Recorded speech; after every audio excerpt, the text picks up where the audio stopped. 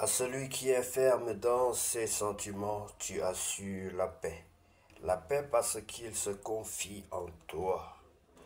Bonjour bien-aimé, c'est l'heure de la prière et de la repentance en ce jeudi 3 juillet 2025. Seigneur, me voici en ce milieu de journée, encore une fois tourné vers toi. Merci pour ta présence constante, pour la force que tu m'as donnée depuis ce matin. Je fais une pause pour te dire merci, pour reconnaître ta main dans mes activités et pour te confier ce qui reste à accomplir aujourd'hui. Renouvelle en moi l'énergie, apaise mes pensées si elles sont troublées, dresse mon cœur s'il s'est alourdi. Ta parole déclare dans le livre d'Ésaïe à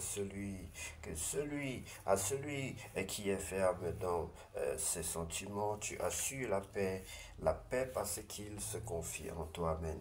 Je déclare que Dieu me soutient en cette mi-journée. Je choisis de me reposer sur sa paix. Je refuse le découragement et j'accueille sa joie. Seigneur, dirige mes pas cet après-midi, protège mon cœur de l'agitation. Et remplis-moi de ta sérénité. Je te fais confiance pour la suite de cette journée. Sois glorifié dans tout ce que je fais. Au nom puissant de Jésus-Christ, j'ai ainsi prié. Amen. Bien-aimé, que Dieu vous bénisse abondamment. Si tu sais, bien-aimé, que tu n'as pas encore reçu le Seigneur Jésus-Christ dans ta vie comme ton sauveur personnel et ton Seigneur, je vais t'inviter à répéter cette prière après moi si tu veux bien le recevoir, si tu veux devenir chrétien. Oui, il y a une procédure pour devenir chrétien, bien-aimé.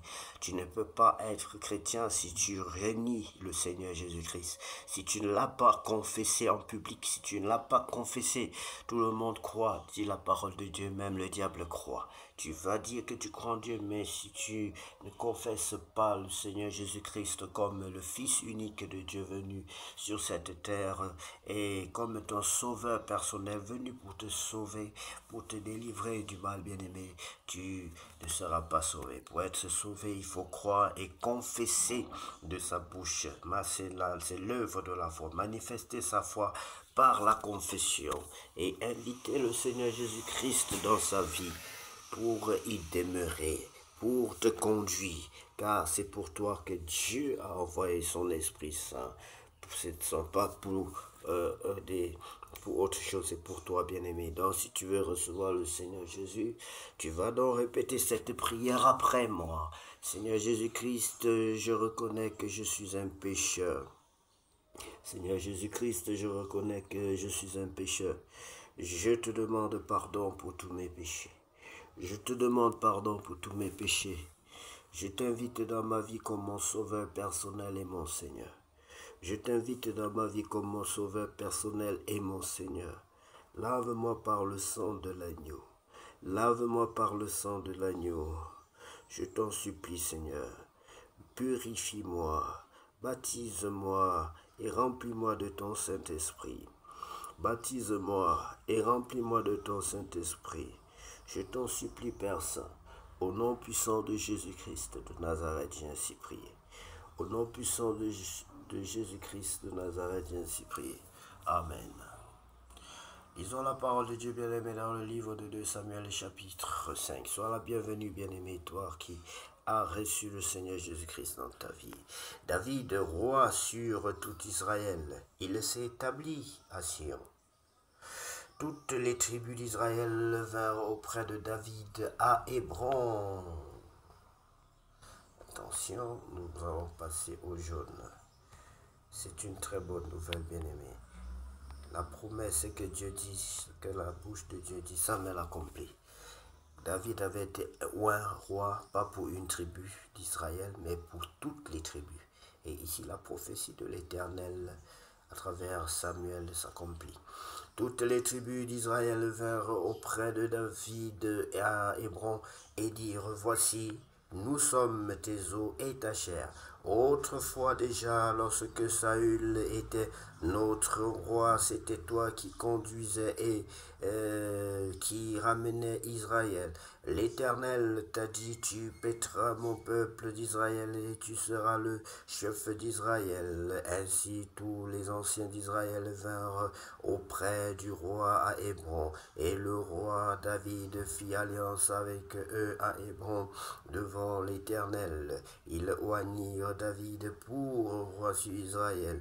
David était âgé de 30 ans lorsqu'il devint roi et il régna 40 ans à Hébron. Il régna sur Juda 7 ans et 6 mois et à Jérusalem il régna 30 ans sur tout Israël et Juda.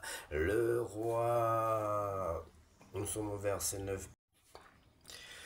Chapitre 4. David était âgé de 30 ans lorsqu'il devint roi et il régna 40 ans à Hébron. Il régna sur Juda 7 ans et 6 mois et à Jérusalem il régna 33 ans sur tout Israël et Juda. Le roi marcha avec ses gens sur Jérusalem contre les Jébusiens, habitants du pays. Il dira à David, tu n'entreras point ici car les aveugles même et les boiteux te repousseront. Ce qui voulait dire David n'entrera point ici. Mais David s'empara de la forteresse de Sion, c'est la cité de David. David avait dit en ce jour, quiconque battra les Jébusiens et atteindra le canal, quiconque frappera ces boiteux et ces aveugles qui sont les ennemis de David. C'est pourquoi l'on dit l'aveugle et le boiteux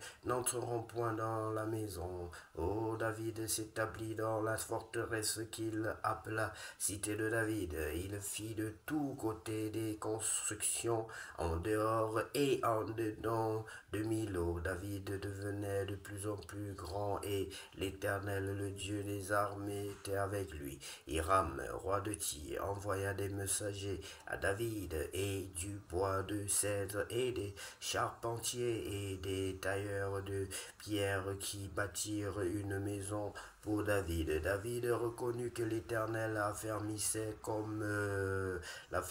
comme roi d'Israël et qu'il élevait son royaume à cause de son peuple d'Israël. David prit encore des concubines et des femmes de Jérusalem après qu'il fut venu d'Hébron et il lui naquit encore des fils et des filles. Voici les noms de ceux qui lui naquirent à Jérusalem: Shammua, Shobab, Nathan, Salomon, Jidba, Elitshua, Nephej, Japhia, Elishama, Eliada et Eliphelef.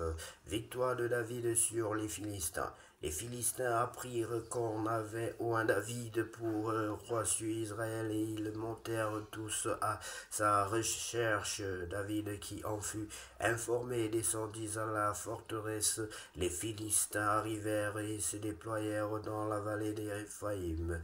David consulta l'Éternel en disant: monterai-je contre les Philistins? Les livreras-tu entre mes mains? Et l'Éternel dit à David: monte, car je livrerai les Philistins entre tes mains. David vint à Baal-Pératim où il les bâtit, puis il dit: l'Éternel a dispersé mes ennemis devant moi comme des eaux qui découlent. C'est pourquoi l'on a donné à ce lieu le nom de Baal-Pératim. Ils laissèrent là leur idole et David et ses gens les emportèrent. Les Philistins montèrent de nouveau et se déployèrent dans la vallée des Réphaïm. David consulta l'Éternel, et l'Éternel dit: tu ne monteras pas, tourne-les par derrière, et tu arriveras sur eux vis-à-vis des mûriers. Quand tu entendras un bruit de pas dans les cimes des mûriers, alors hâte-toi, car c'est l'Éternel qui marche devant toi pour battre l'armée des Philistins. David fit ce que l'Éternel lui avait ordonné et il battit les Philistins depuis Géba jusqu'à Gézer. Dieu accompagnait David jour et nuit, bien-aimé, dans ses projets, dans ses combats, jusqu'à ce qu'un jour, bien-aimé, David tombe dans le péché avec Bathsheba, la femme d'Uri.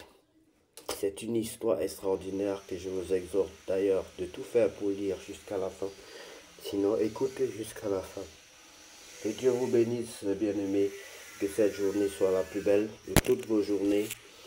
Que l'Esprit de Dieu vous remplisse au nom de Jésus de sa présence. Amen.